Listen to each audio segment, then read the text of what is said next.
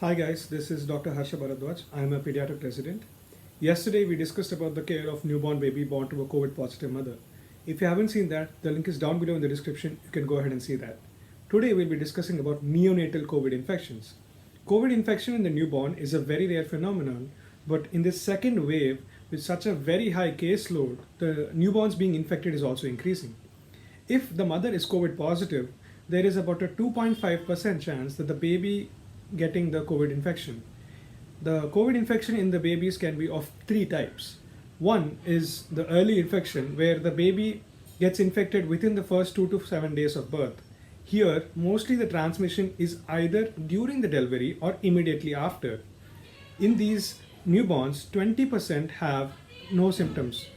40% have very mild symptoms with only cold, sneezing, or fever.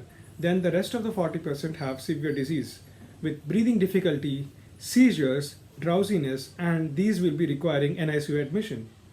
The way to test for these babies is RT-PCR test and also to check for the inflammatory markers in blood like CRP, ferritin, IL-6, etc. There is no role of remdesivir, plasma therapy, IVIG therapy, ivermectin, doxycycline, or Fabiflu in the management of these children. If sick, they will be admitted to the NICU and given routine supportive care as per the NICU protocols. Then, coming to late infections, this occurs towards the end of the first week of life. Here, the transmission is mostly through respiratory secretions from the mother or other caretakers. Symptoms and management are similar to early infection. There is another entity called as neonatal multisystem inflammatory syndrome in children. This is very rare and only few case reports have been seen so far. It is caused by antibodies against COVID. The antibodies can develop in the baby after infection or can also be transferred from the mother to the baby. These babies will present with fever and sudden shock where their heart is not able to pump blood to the rest of the body. These children require aggressive supportive care, and along with that, steroids have also been shown to be of some use.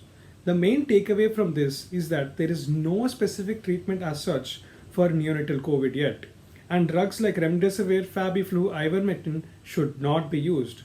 The only thing of use could be steroids, that too only in case of neonatal multisystem inflammatory syndrome. Hope this information helps you, and please do share it to others who are pregnant or who have just delivered so that it can help clarify their doubts. Hope you guys have a great day.